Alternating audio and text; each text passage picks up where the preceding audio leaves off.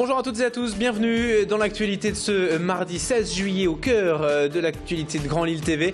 Et voici ce qu'il faut retenir donc de l'info près de chez vous dans la métropole lilloise avec le journal préparé par l'ensemble de la rédaction.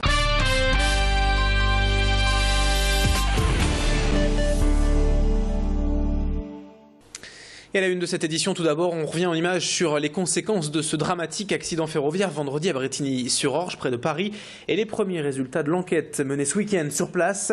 D'après la SNCF, le train aurait déraillé après avoir heurté une éclisse, une pièce coincée dans l'aiguillage. Alors, depuis hier matin, la SNCF a ordonné un vaste plan d'action et de contrôle de toutes les éclisses sur tout le réseau français. Près de 15 000 pièces doivent ainsi être vérifiées, y compris dans le Nord-Pas-de-Calais. Et ici, vous le voyez sur ces images, les abords de la gare Lille-Flandre ont été inspectés de près depuis hier matin par les techniciens de la SNCF.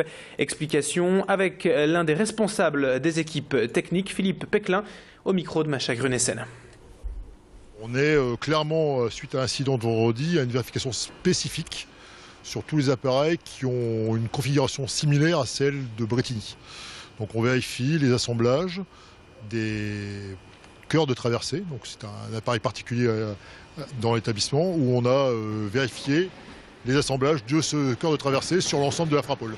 Donc sur l'ensemble du Nord-Pas-de-Calais. Vous avez pu voir, alors on a vérifié quelques serrages de boulons, mais rien de particulier qui nécessitait, qui sont hors normes par rapport à d'habitude. En plein cœur de l'actualité de l'été, on prend le temps également dans ce journal sur Grand Lille TV de vous présenter ce nouveau mode de transport arrivé à Lille et qui est bien connu pourtant déjà des Parisiens, la mototaxi. Même si Patrick Cocheteux, le premier chauffeur moteur lillois, n'a pas le droit d'appeler ainsi sa société au regard de la loi, il ne peut également pas attendre le client devant les gares ou l'aéroport, car il faut impérativement que la course soit réservée d'avance afin qu'il puisse avoir une trace écrite en cas de contrôle par la police. Rien que sa présence autour des gares suscite également la colère des taxis et voitures qui voient en lui une sérieuse concurrence. Même si à Paris on compte déjà plus de 600 chauffeurs à moto, à Lille le concept est encore mal connu. Quant au prix de la course, pour vous faire une idée, c'est un peu plus cher certes qu'un taxi-voiture, mais plus rapide et l'heure d'arrivée est garantie, même en cas d'embouteillage. Retour sur cette concurrence avec Patrick Cocheteux, créateur de la société Driving Motors, au micro de Macha Grunessen. La réglementation, c'est travailler uniquement sur rendez-vous. Ne pas aller prospecter dans les gares, ni circuler autour des gares, ni stationner autour des gares, en quête de clients. Le monopole des taxis qui eux, ont des stationnements et dès que vous êtes, pour eux, même en stationnement pour déposer un client, pour eux, vous êtes en quête d'un client et ils vous tombent dessus. C'est le harcèlement, c'est les menaces. La politique, tout de même, dans ce journal, malgré les vacances, malgré l'été, l'actualité ne s'arrête pas et nous offre même quelques rebondissements, car il y a près d'un mois, Hervé Marie-Morel s'annonçait comme le candidat officiellement investi par l'UMP pour les élections municipales à Fâche-Tuménil. Mais voilà, suite aux accords récents, la semaine dernière, on en parlait sur Grand Lille TV, entre l'UMP et l'UDI, il a finalement été décidé que le candidat numéro 1 pour Fâche serait le maire sortant, Nicolas Lebas, encarté UDI. Hervé Marie-Morel est donc contraint désormais de se retirer, mais sans pression selon lui. Nous l'avons joint hier par téléphone. Ce n'est pas mon choix, puisqu'effectivement vous constatez que M. Lebas, ayant l'investiture de l'UMP et de l'UDI, a rejeté complètement ma présence. Et mon objectif est de servir mes concitoyens.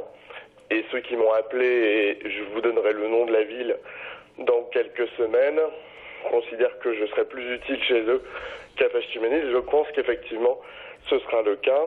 Et donc je souhaite bonne chance à l'UMP et à l'UDI à Fâche-Tuménil. J'espère qu'effectivement l'équipe sortante sera réélue et qu'elle fera ce qu'elle a promis, c'est-à-dire qu'elle siégera avec l'UMP à la communauté urbaine. Une information en bref dans ce journal, mais à la une également la disparition inquiétante de deux prostituées nigérianes. A-t-on appris hier de près de sources judiciaires, deux jeunes femmes ayant disparu en fait après avoir toutes les deux suivi un client à Douai. La première c'était en mars dernier, l'autre il y a tout juste 10 jours. Deux cas similaires qui ont donc été rapprochés par la police judiciaire. Plusieurs éléments montrant en effet que les disparitions sont liées. Et puis autre info en bref, mais dans un tout autre registre, LOSC version 2014 jouait hier son premier match amical de préparation et une victoire pour les Dogs face à Dijon, équipe de Ligue 2, score final 3-2. Les Lillois ont tout de même été menés 2 fois au score durant la rencontre et n'ont emporté la victoire qu'à 2 minutes de la fin grâce à Divock Origi, le jeune attaquant lillois. Le prochain match amical est prévu ce samedi à 17h en Belgique face à Mons. Et puis enfin, on termine avec ces images toujours très agréables de l'île-plage, sous le soleil, en prime depuis le début des vacances. Jusqu'au 18 août, du mardi au dimanche, l'attraction phare de l'été à Lille ouvre ses portes gratuitement avec beaucoup d'activités sur place pour les enfants, mais aussi pour les adultes. Quelques transats sont à disposition, des tables également pour pique-niquer en famille. Bref, tout ce qu'il faut pour se restaurer, prévu également à l'île-plage, de même que la sécurité, assez efficace de la vie de tous. Ce que regrettent surtout les vacanciers, c'est l'affluence, la rançon du succès.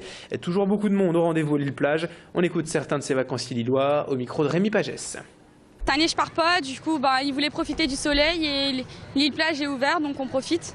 Dès que j'ai mangé au midi, je viens ici, parce que 6h, 6h30. C'est la première fois qu'on vient et on va revenir.